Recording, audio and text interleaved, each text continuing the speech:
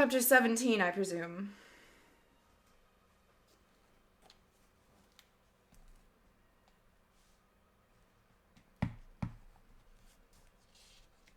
An invitation from Moonface and Silky.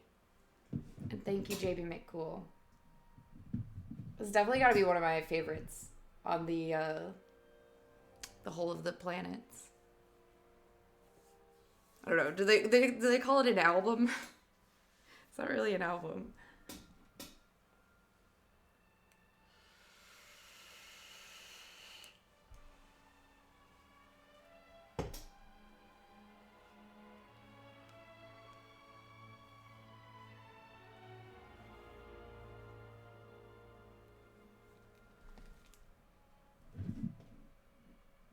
All right, an invitation from Moonface and Silky.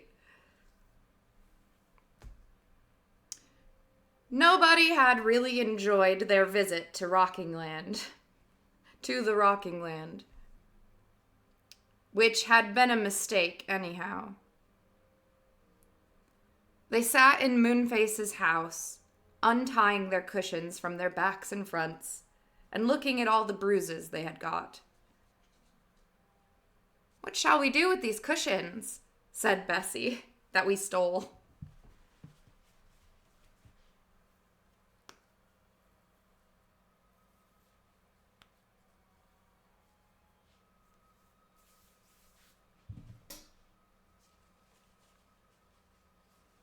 "Yes, Milkface, what shall we do?" "Moonface could do with them, I expect," said Fanny. "He uses such a lot for his slippery slip, don't you, Moonface?" "Yes, they'd do very well," said Moonface, his big face beaming joyfully. "Some of mine are getting very old and worn. Can't possibly give them back to that cross old woman in the Rockingland, so we might as well put them to use here." "Some use here." "Right," said Joe. And he handed Moonface his 2 cushions. Everyone else did the same. Moonface was pleased. He poured lemonade for everyone and handed them a tin of sweets. Oh, and handed round a tin of sweets. "I don't feel as if I ever want to see what land is at the top of the faraway tree again," said Joe as he munched a peculiar toffee sweet, which seemed to get bigger in his mouth instead of smaller. "Neither do I," said Bessie. "I certainly never will," said Fanny. "It seems as if there are any lands there worth visiting. Oh, it seems as if there are never any lands that are there. Oh my God, girl, get it together." "I certainly never will," said Fanny. "It seems as if there are never any lands there worth visiting. They are all most uncomfortable." "Except my little land," said the saucepan man rather mournfully. "I was always very comfortable there."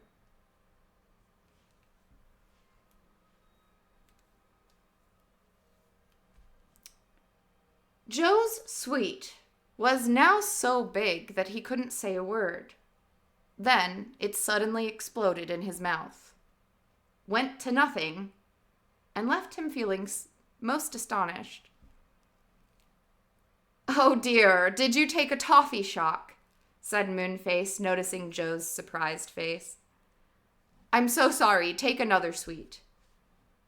"No, thank you," said Joe, feeling that one toffee shock was quite enough. "I think we really better be going. It must be getting late." "What's going to happen to the old saucepan man now that he's lost his land?"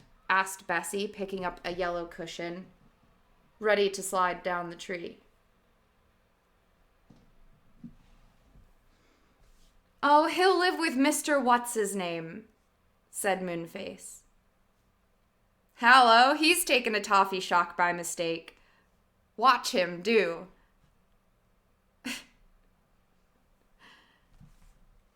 They all watched.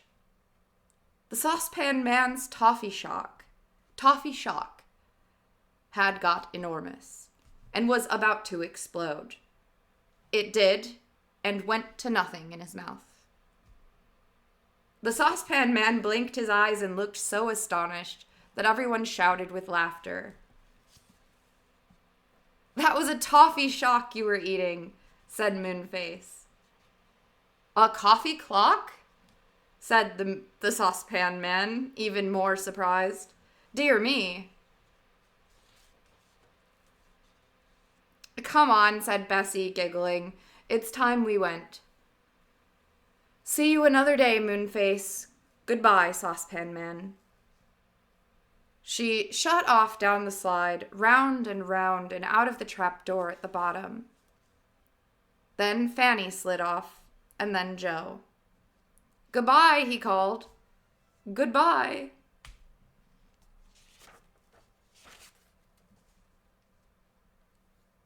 Mother was astonished to see their bruises. "Whatever have you been doing?" she said. "I shan't let you go to tea with the..." Yeah, oh my god, dude, she just sent them off with the saucepan man, and now all of the children are coming home with bruises. I want to die. She's like, wow, go get ready for dinner.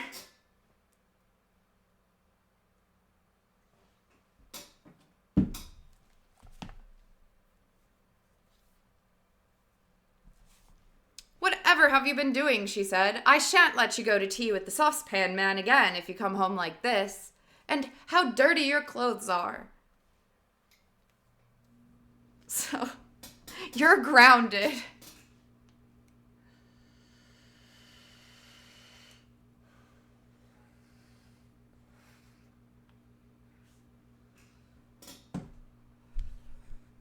Dude, my face is so red. I'm getting even more embarrassed. Oh my god.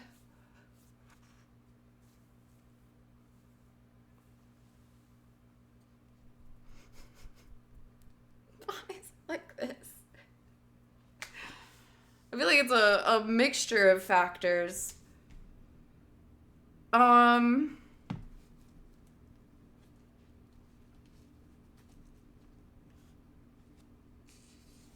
Joe longed to tell Mother about the rocking land and their adventure there, but he felt sure she would think he was making it all up. Yeah, I'm getting hot flash. But he felt sure that she would think they were making it all up, so he said nothing and went off to change his dirty clothes. Things did not go well the next week. Things did not go very well the next week. Father lost some money one night, and Mother could not get very much washing done. And Mother couldn't get very much washing to do. So that money was very scarce, and the children did not have as much to eat as they would have liked. That's sad.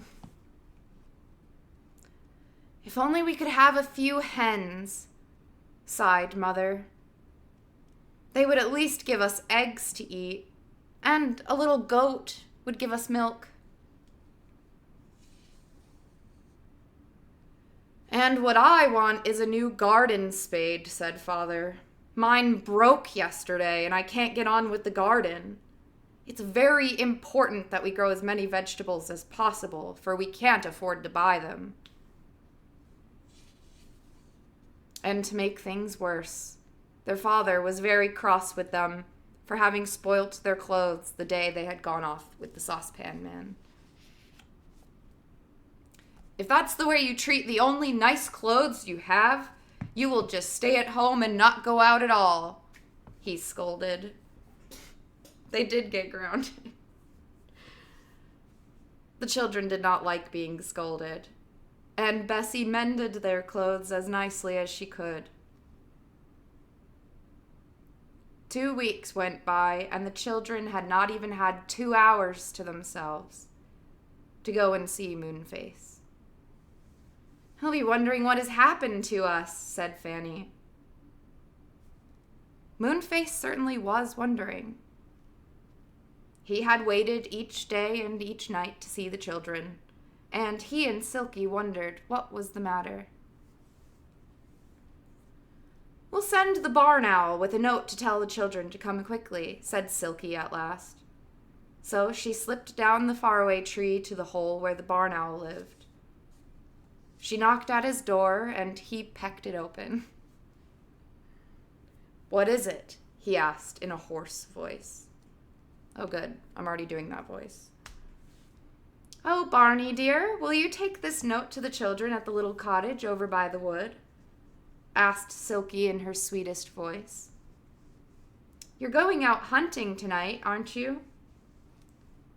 "Yes," said the barn owl, and he took the note in one of his great clawed feet. "I'll take it." He slammed the door shut behind him and rose out into the air on great creamy wings, as silent as the wind. He flew to the children's cottage. They were in bed, asleep. Barney sat on the tree outside and screeched loudly. The children awoke with a jump. "Whatever is that?" said Bessie. Joe came into their room. "Did you hear that?" he asked. "Whatever could it be?"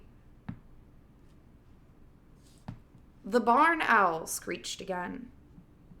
He certainly had a dreadful voice. The children jumped. Joe went bravely to the window and looked out. "Is anyone being hurt?" he called. "Me!" screeched the owl again. And Joe nearly fell out of the window with fright. The barn owl spread his great soft wings and flew to Joe. He dropped the note on the windowsill, screeched again, and flew off into the night to look for mice and rats. "It was a barn owl," said Joe. "It left a note. Quick, light your candle and let's see what the letter says."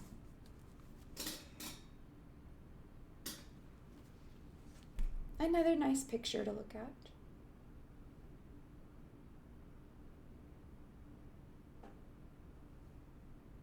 Silky and the barn owl.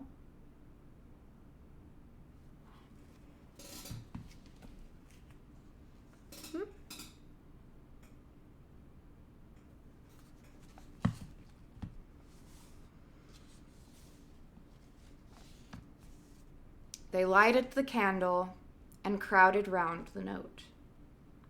This is what it said. "Dear Joe, Bessie, and Fanny, why don't you come to see us? Are you cross?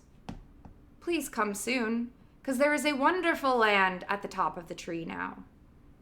It is the land. Take what you want. The land of take what you want. If you want anything, you can usually get it there for nothing. Do come and we'll all go together.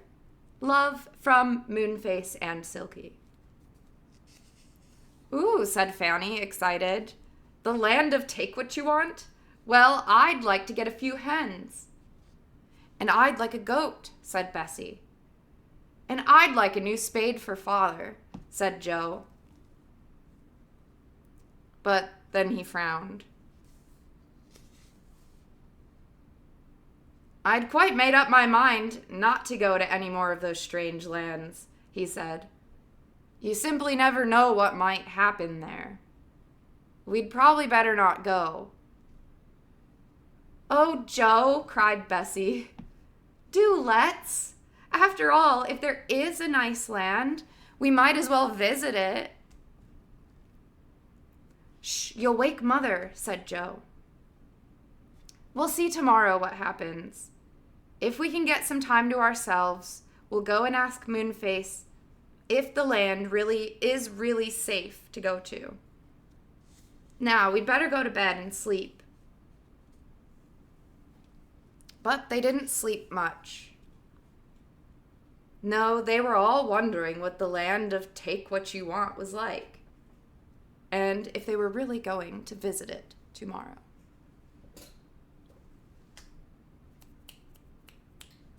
Thank you. And that was Monday Tree Club today. Thank you for listening.